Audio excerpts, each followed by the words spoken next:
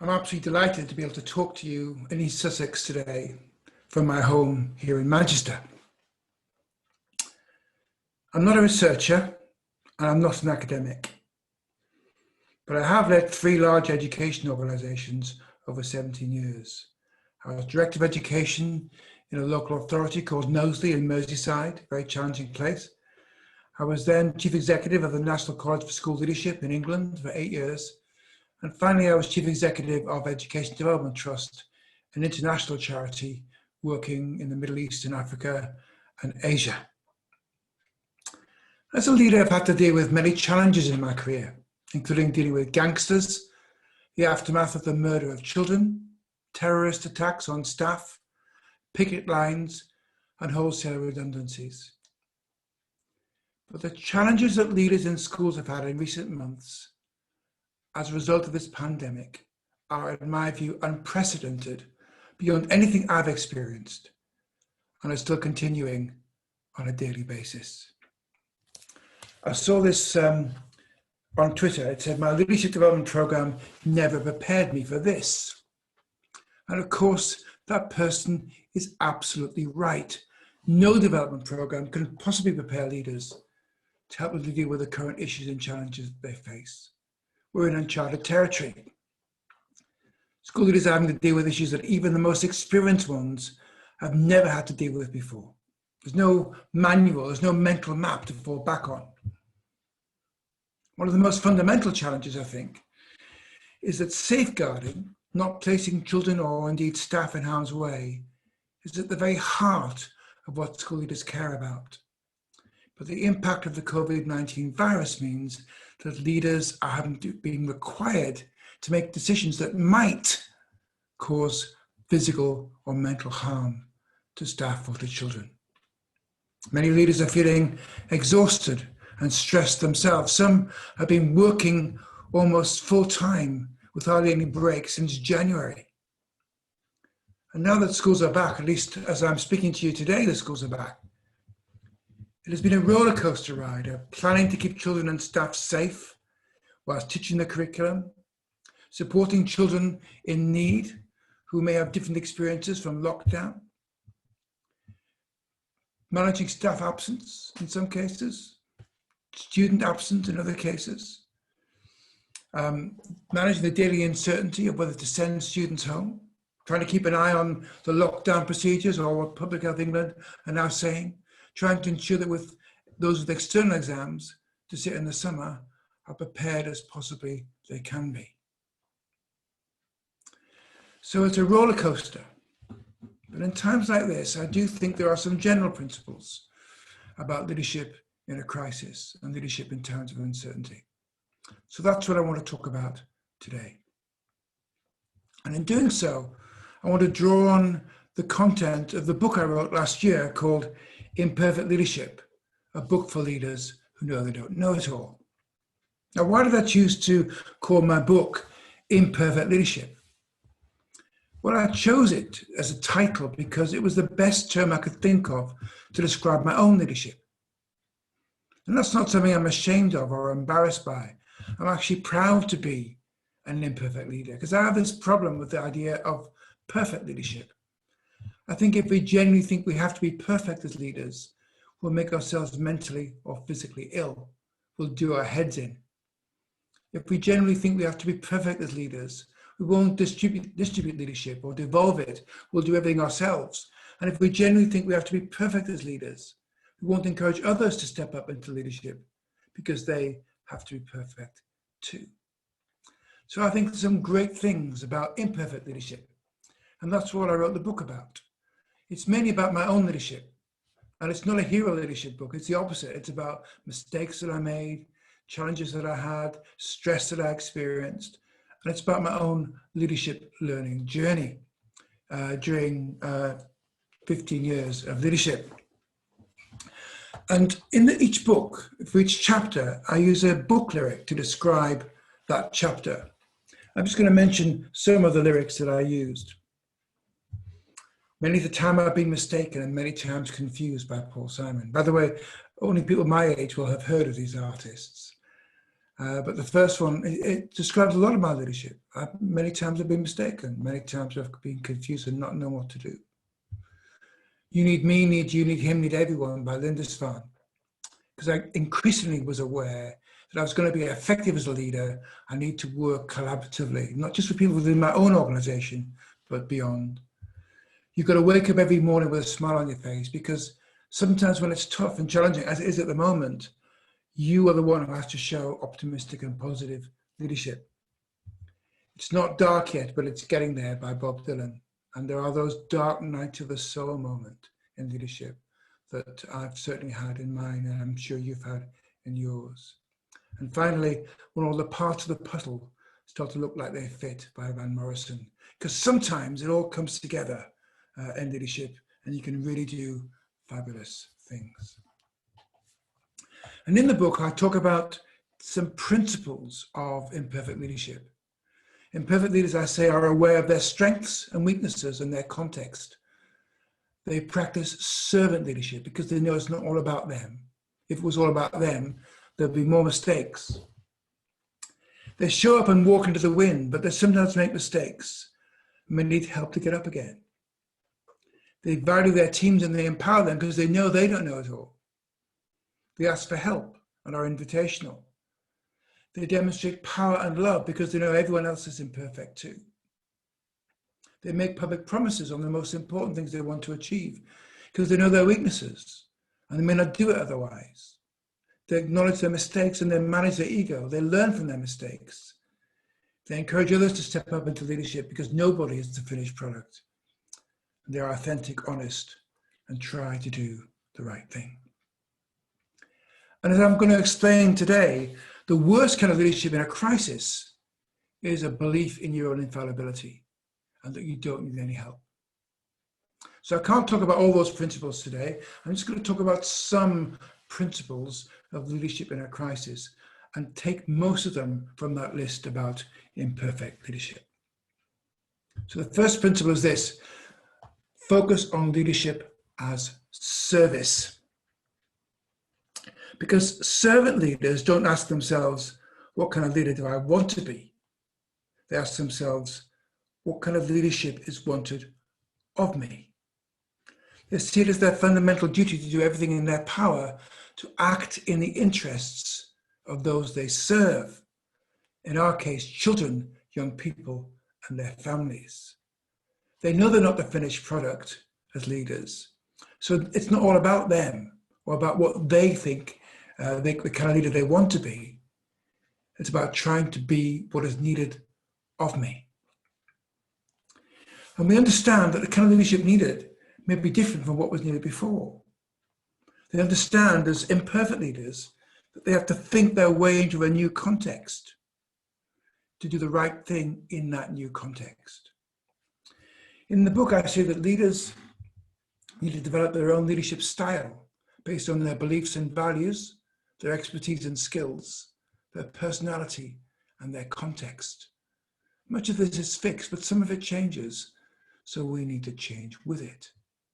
So of course, our beliefs won't change much.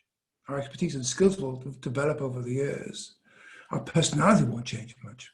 But because our context changes, our leadership needs to change with it. And this is quite hard, because there are lots of things we do as experienced leaders which are different from a novice leader. And the things we do as experienced leaders are because we can draw on the experience and knowledge. We have mental maps. We know what to do in this situation and this type of situation because we've done it before. And all that's good. That's how we get wisdom as leaders. But sometimes we get a bit stuck. We become narrow in our thinking. Sometimes we use habits of leadership that were right for the previous context, but aren't right for our new context. Like teachers, leaders can form habits and develop ways of behaving that have served them well in the past and that have become instinctive. This can make it harder for leaders to change in the future. I know this is certainly true for me. I've got this wrong in the past. There have been times when I've had some success and things have been going well, but then my external context has changed and I haven't realized quickly enough. I haven't adapted my leadership quickly enough to the new context. I don't know whether you've seen this diagram before. It's called the Sigmoid Curve. Charles Handy wrote about it many years ago now. It says when organizations get going, they tend to improve, and then they get to a place of maturity, and then they start to decline. But if as a leader you can recognize you're nearly at the top of that curve and change things, you can get an inflection point and get further improvement. If you don't realize it until you're coming down the other side, it's much more painful to change. This has certainly happened to me at least twice in my leadership. Now, the interesting thing here is about the pandemic is it's forcing us to change. We've been catapulted into a completely new context. And of course, we're bound to be doing things differently because the new context requires us to do things differently. But are we reflecting enough, not just about the work and the urgent, but also about our own leadership in this new context? What kind of communication is needed now from me as a leader compared to the past? What kind of delegation is needed from me now compared to the past? What do my staff and my children and their parents need from me now as a leader compared to what they needed from me 6 months ago? So my first question is, how is our context changing how we lead? What else might we need to change in our ways of working in order to make sure that our leadership meets the needs of the new context? Are there some habits we need to get out of in our new context? And how might we apply what we've learned about leadership in this pandemic for when the pandemic is over? Some questions to think about. Let's go on to principle number 2 now.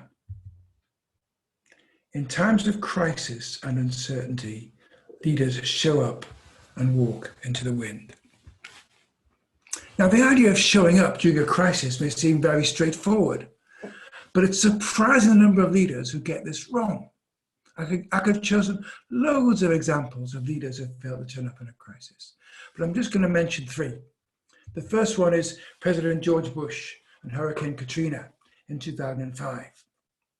The southeastern coast of the USA was devastated. More than 1,000 people lost their lives, and a large part of New Orleans had to be rebuilt.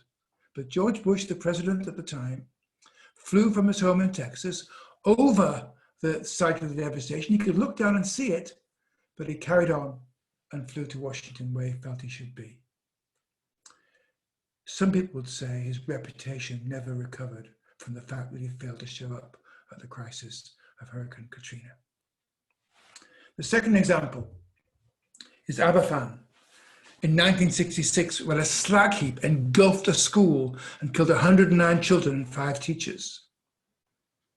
The Queen felt that she'd be in the way, that she'd be a distraction, and that others were more equipped to be there than her. It took 8 days before she visited, and many years later she said in 2002 that not going straight away to Aberfan after the disaster was one of the biggest regrets of her reign. And finally, here's a more recent one. Prime Minister Scott Morrison in Australia and the bushfires. 34 were killed, $4.4 billion worth of damage. Now, the Prime Minister was briefed about this, but he just fought a very challenging general election. He was tired and he had a holiday booked. Of course, we understand that. And he felt he could deal with the crisis in a way where he was going to be on holiday, and he decided to go on holiday and not be there at the time of crisis. And many Australians never forgave him. So colleagues, I know this is tough, but in times of challenge and crisis, we show up. On these occasions, we don't delegate unless we're actually too ill to be there in person, or it's physically impossible for us to be there. We don't rush to our offices to respond to urgent requests from the DFE. We don't spend the day hiding away doing strategic planning, confident that our team has it all under control. They will have it all under control, almost certainly, but that's not the point.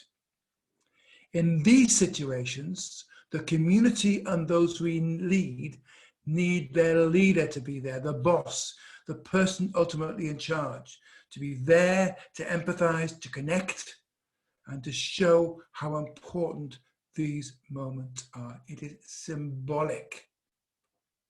Now, I've never had to deal with those kind of crises, but I will give you one example from my own leadership.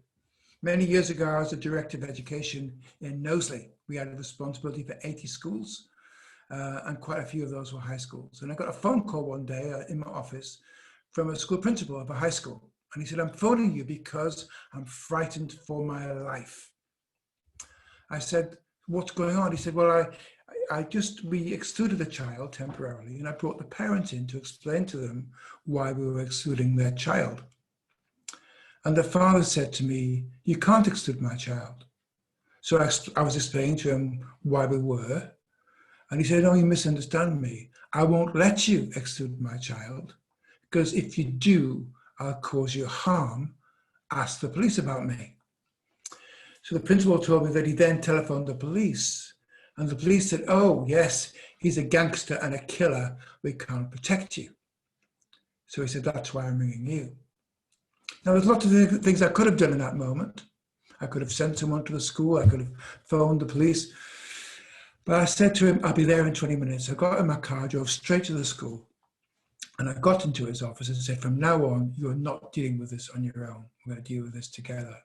And we sorted it. We had the exclusion hearing in the town hall rather than in the school, and we got protection for the head teacher and his family. But many years later, I bumped into this school principal at a concert in Manchester, just by accident. And he came up to me, he saw me. He said to me, 'I'll never, ever forget that when I was really frightened, you showed up.' So colleagues, in times of crisis, we show up. And we're going to talk later about looking after ourselves, of course, and we'll talk later about delegation. But in these moments, it's important that we show up.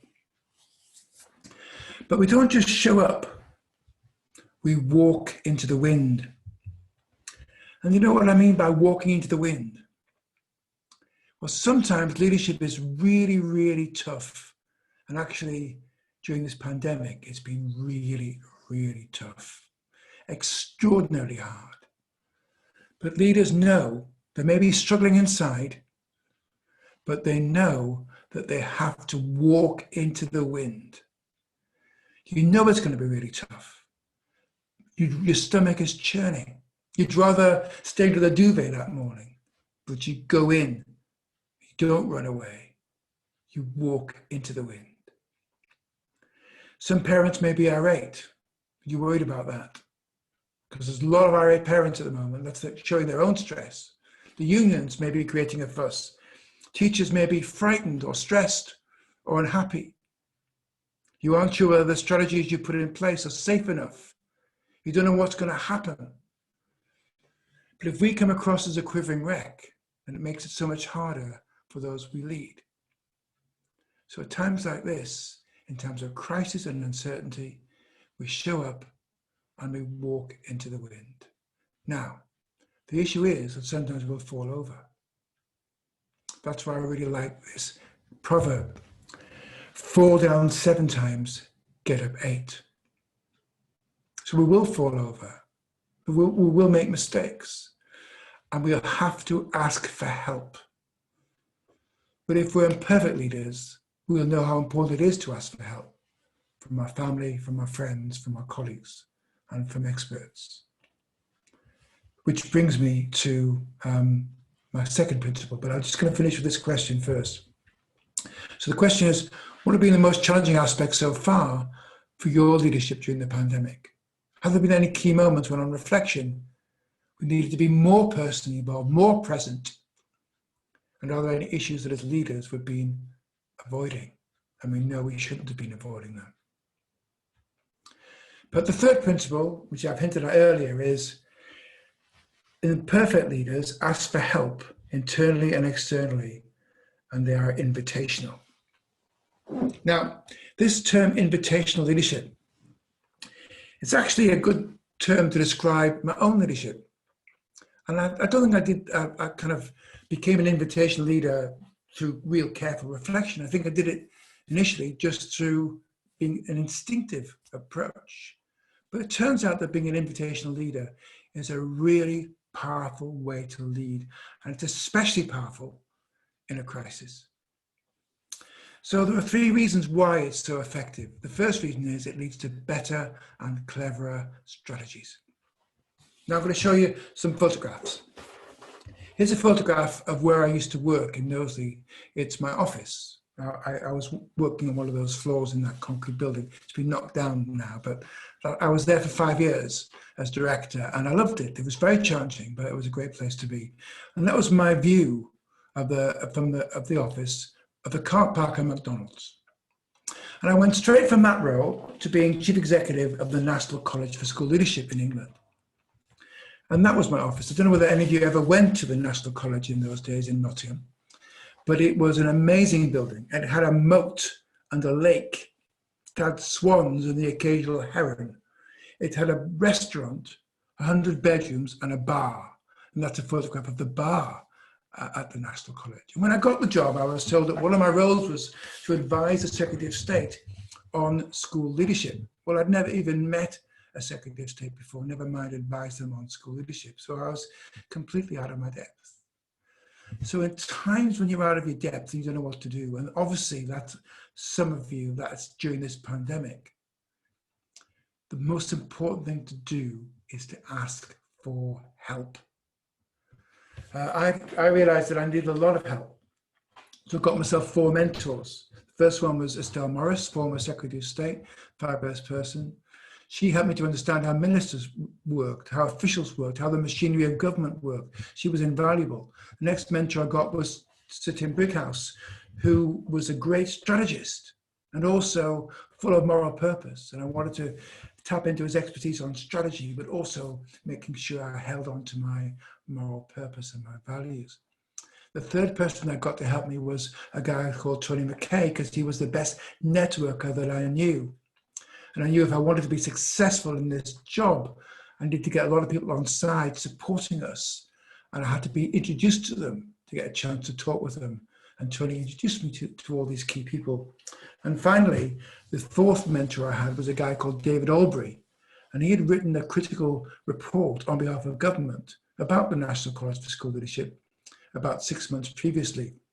And I figured that if he knew what was wrong with the place, he could help me to sort it.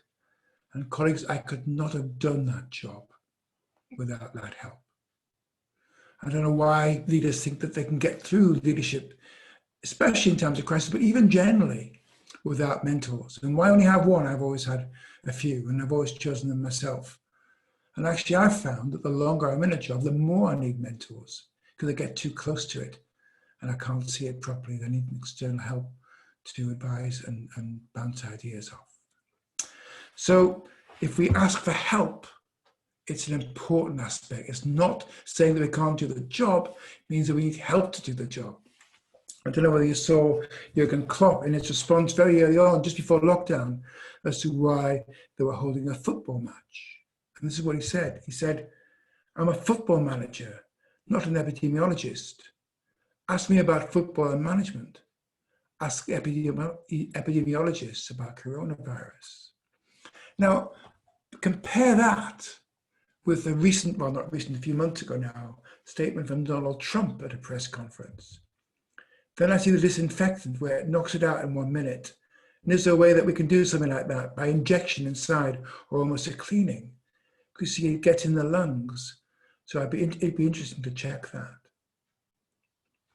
Now, I know that as leaders, we get put on the spot, and the parents expect us to be able to answer their queries and respond to their concerns. So we need to know enough, but we shouldn't pretend to be experts when we're not, as Donald Trump is here, is in that quote.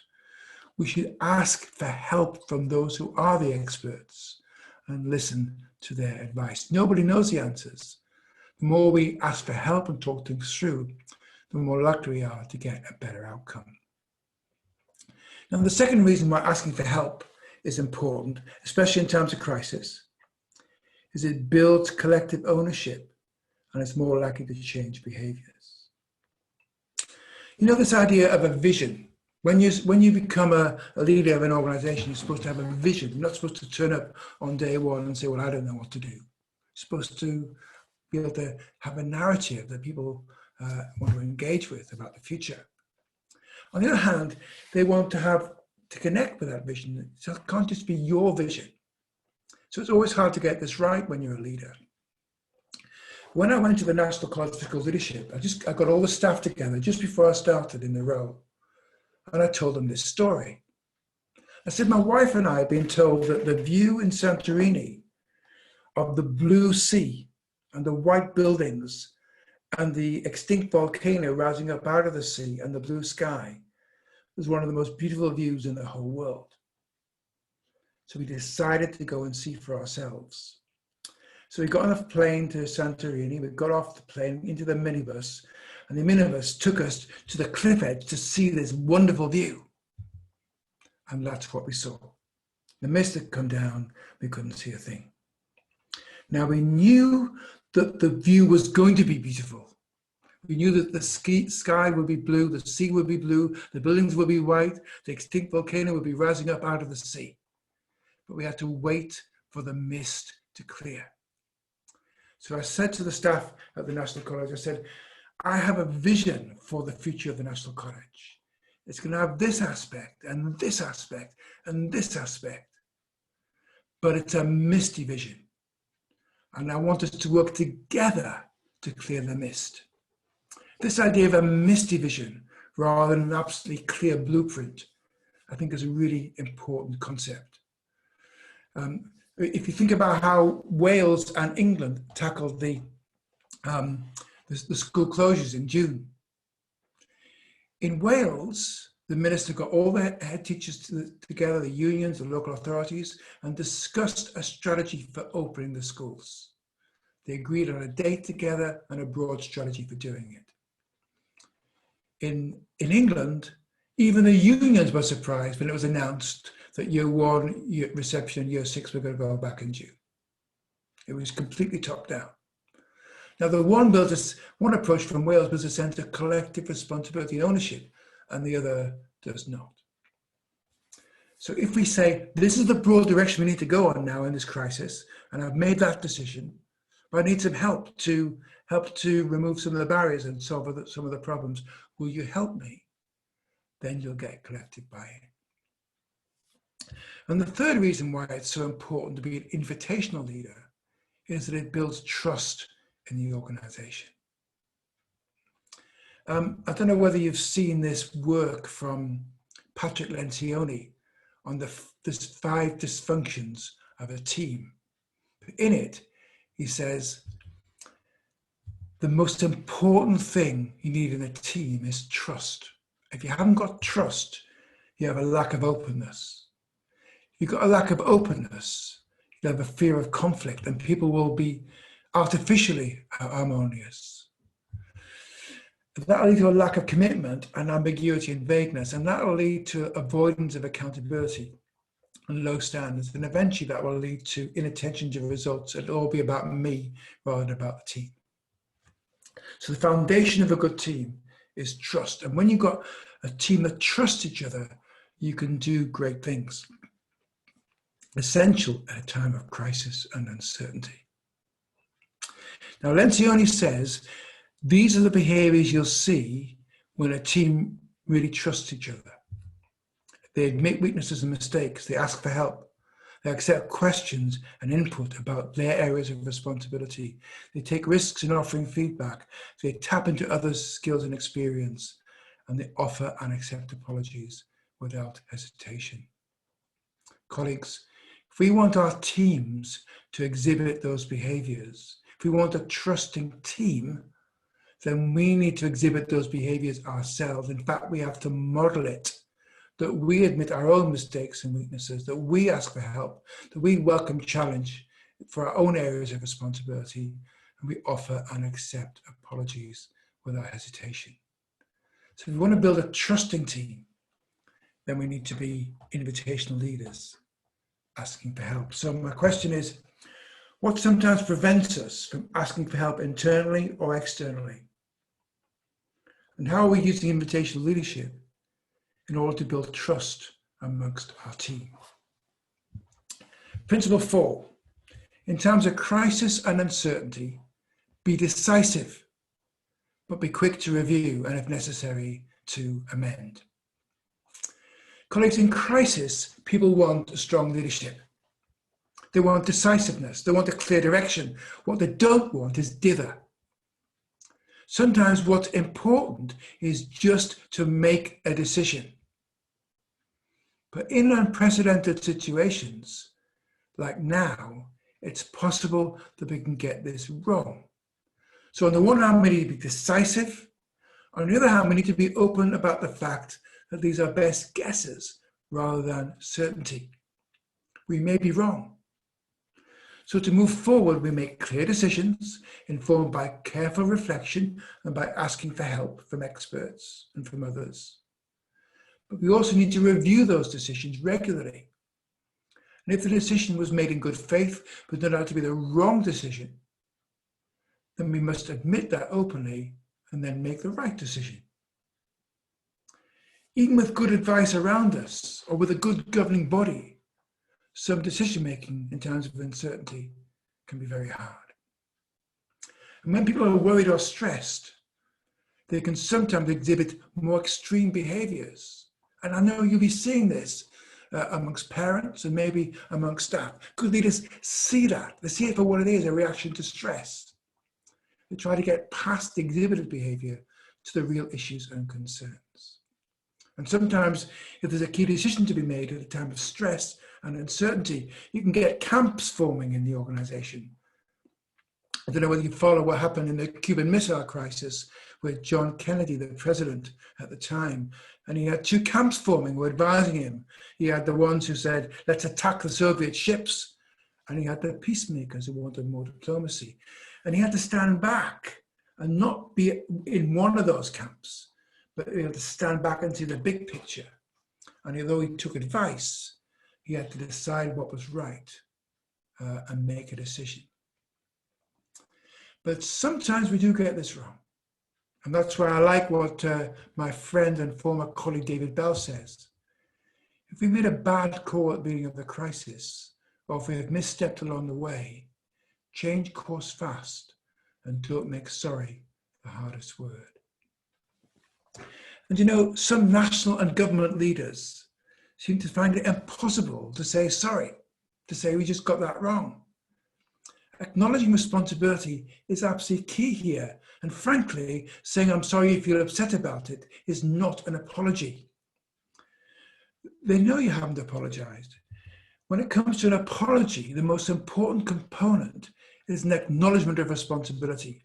Say it's your fault that you made a mistake. Now, a fairly recent example, the A-level and GCSE fiasco in England and in Ireland and in Northern Ireland, Scotland and Wales. All four systems got it wrong. All four used an algorithm that didn't work properly, disadvantaged unfairly some students, and they had to do a U-turn.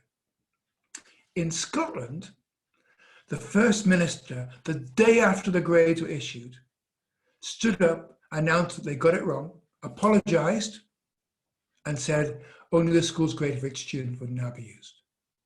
In England, the Education Minister announced that there would be no U-turn, that the algorithm process was robust, and he waited for a whole week before then announcing that it was flawed and he was changing his decision and doing a U-turn. And even then, he blamed Ofqual for why everything had gone wrong, rather than blaming himself and taking responsibility. Colleagues, we're all imperfect leaders. We make mistakes, especially in times of crisis and uncertainty. People will forgive leaders who sometimes make mistakes and admit to them, but they hate a cover-up and they hate a blame culture.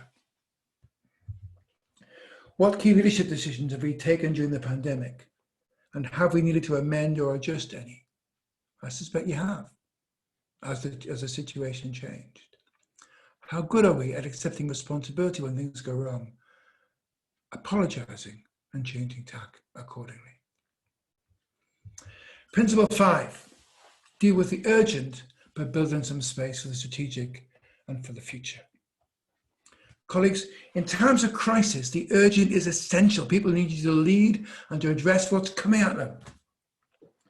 But sometimes the urgent can become compelling, almost attractive. Well, we've all been there. We know what I mean here.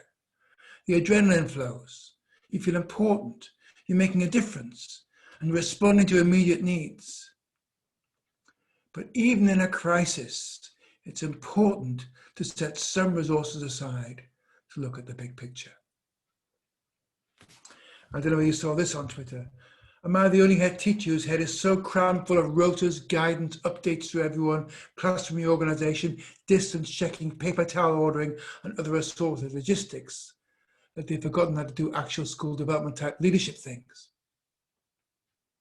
This is so true at the moment and completely understandable.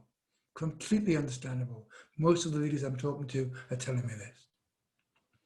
But Michael Barber, in a recent blog, tells the story of how in 1940, when London was at war and completely isolated and being bombed every night, and an invasion of Britain was being planned by the Germans who had already overrun the rest of Western Europe, a small number of senior officials checked into some rooms in a hotel in Bournemouth and set about the task of designing a school system for after the war.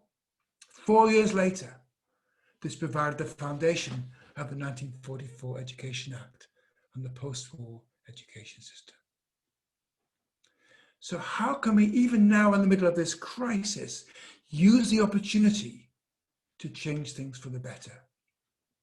How can we reimagine what a new normal might be like, a better normal for our school? So I want you to imagine that it's now September 2021. A vaccine has been invented and the pandemic is over. We came through it. So what's it like at the other side? So with apologies to Adele, hello from the other side.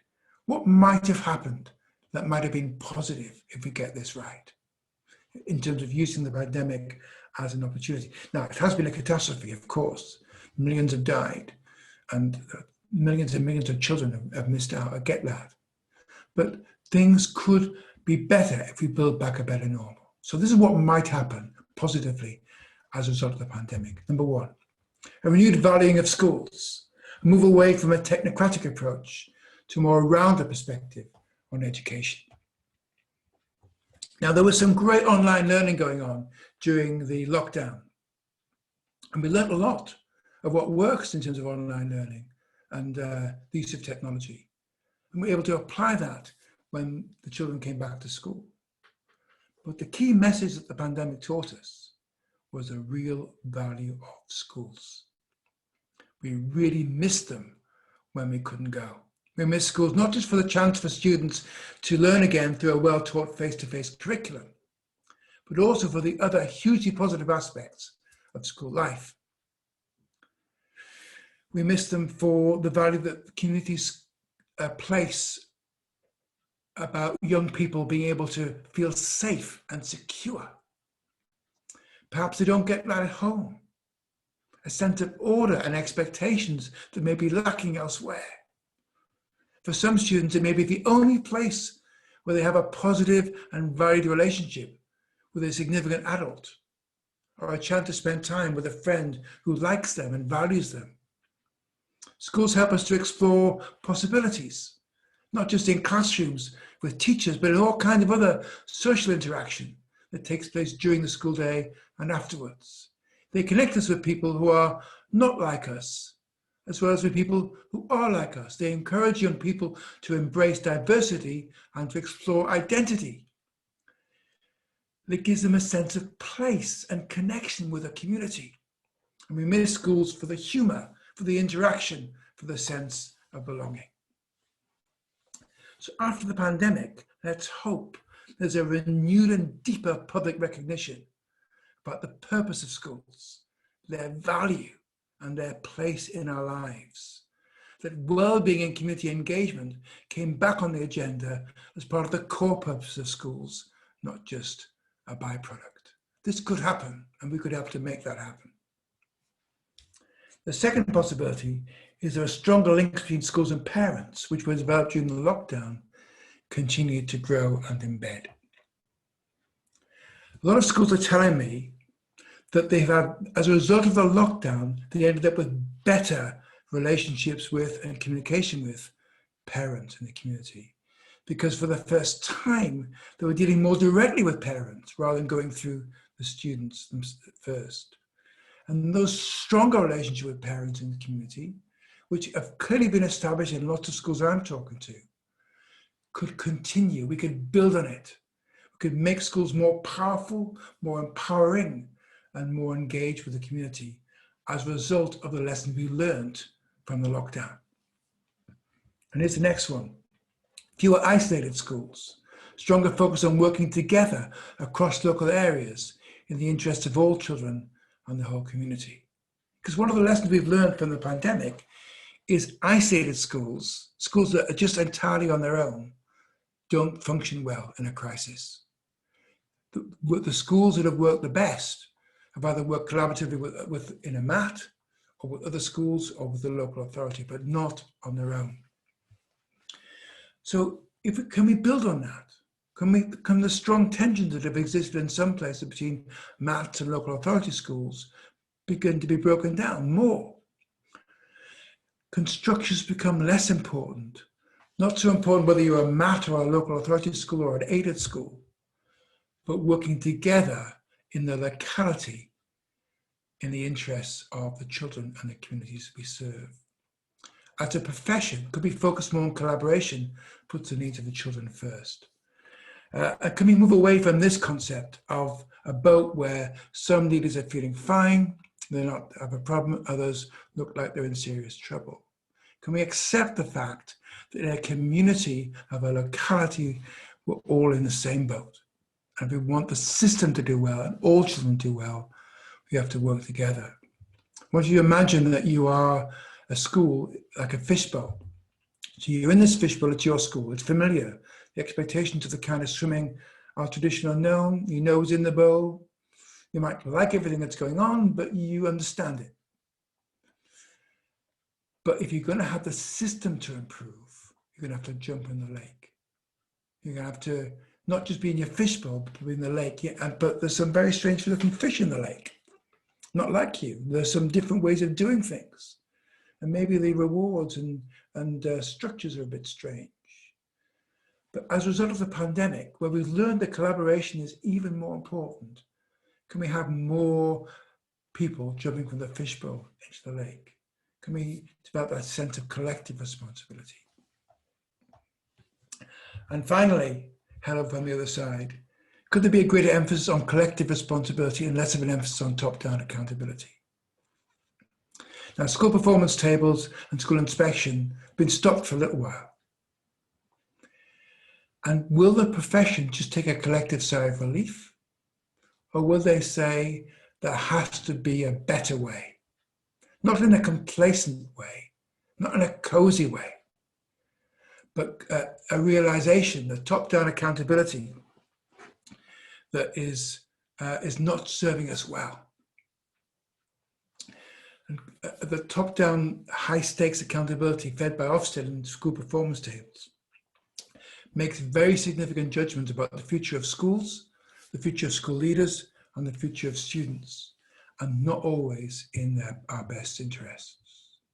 So could we, instead of looking upward to top-down accountability, as a result of this pandemic, look more outwards to collective responsibility, agreeing together as a group of schools what you believe in, what you stand for, what outcomes you want to achieve together for your students, and publishing them on your websites, communicating directly with parents, with the local authority, with the regional schools commissioner, saying these are the things that we aim to achieve, and we're prepared to be held collectively responsible for achieving them, looking outward instead of looking upward. So there are some choices here. We might be facing a tsunami of inequity with economic recession leading to widening gaps. I think that's very likely. We might get more top-down centralism and narrow accountability measures. We might get more competition between schools and between multi-academy trusts. We might get school leaders ground down, exhausted, and feeling powerless. Or we may choose to lead with humanity and connectiveness with our communities, building on what's happened. Celebrate and recognise the richness that schools provide and the amazing role that schools play in society. Work more collaboratively, not just within our mat, but across our locality, because every child matters. And we'll practice invitational leadership, asking for help from each other. Develop more outward focused collective responsibility rather than top-down accountability. So my question is, what are our hopes and ambitions for our school? So our school doesn't just snap back into the old normal. What could the new, better normal look like for our school and our community? And finally, the sixth principle is lead with empathy and authenticity and do the right thing. As imperfect leaders, we know that sometimes we make mistakes. We know that we can find things very hard. We know that. Actually, in 2010, Goffey and Jones wrote a book called Why Should Anyone Be Led by You? It's a really interesting title. Why should anyone want to be led by you? They say there are two reasons why people will want to be led by you. The first is that you're genuine, honest, authentic, not playing games, admit mistakes, not out for yourself. You're a servant leader, you're genuine. The second reason they think people might like to follow you is because they think you might know what you're doing some of the time. So it's credibility and expertise, and it's authenticity. And that balance, I think, is really, really important, especially in times of crisis. I think Angela Merkel, for example, has shown that very well in Germany. Credible, but authentic. Speaking honestly and transparently to the German people, but taking advice and being credible in the decisions that she took. I think another leader that has been very impressive during this time of crisis has been Jacinda Ardern in New Zealand. And Jacinda, when you hear her speak, she doesn't preach at you. She's standing with you. I think that's a key distinction here. Here's a couple of quotes from her. We do consider both the Easter Bunny and the Tooth Fairy to be essential workers. You remember how she talked directly to the children and said over Easter, they'll still be able to work, the Easter Bunny and the Tooth Fairy. That's great empathy. And she also announced about a month later that she and her team and all public service CEOs will take a 20% pay cut because they were identifying with the pain and challenge that the citizens of New Zealand were going through. One of the fundamentals of good leadership is to embrace the concept of fairness in the organization. People have a deep-seated view. If you're asking them to do something, to take a risk, to go the extra mile, then you should do it too. People will forgive leaders who make mistakes and admit to them, but as I said before, they hate a cover-up or a blame culture. In the end, if we want people to follow us, if we want to have an impact, then we need to lead with integrity. We need to choose the right things over the wrong things. Vivian Robinson, who was a great writer on school leadership, says if we're going to be effective as leaders, we need to do 4 things. We need to use our knowledge, our credibility, our expertise. That's so important. Solve complex problems, not just the straightforward ones, the complex, deeper ones. Build relational trust. So important, and we talked about that already today. And fourthly, demonstrate virtues. I found that really interesting because she said it's not about values. Values are abstract. You can say you have values, but virtues are when you live the values, where you behave in a consistent way with the values. You're modeling it. And that I think is really important. And I've been moved to tears by what school leaders and teachers have been doing in the pandemic in terms of reaching out to disadvantaged families, emotionally and physically, in helping them to cope through this awful situation. So demonstrate virtues. Leadership in times of crisis and uncertainty is tough, but our behavior matters. If we want people to trust us, then we need to be authentic.